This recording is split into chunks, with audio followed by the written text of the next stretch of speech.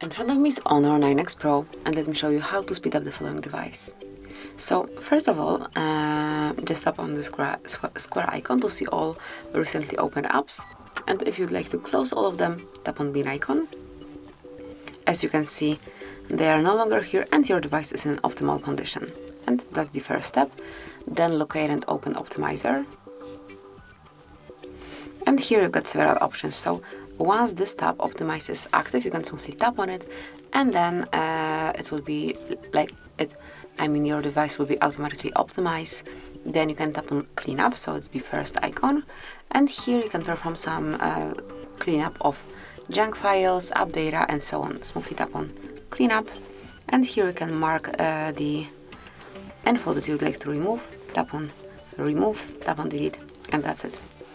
So it's up to you, just pick the stuff that you would like to remove.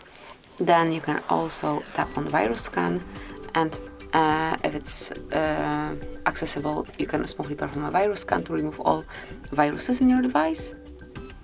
And also you can tap on battery icon, and here you can optimize your phone by using performance mode or power saving mode. So this is it, that will be all. Thank you for watching.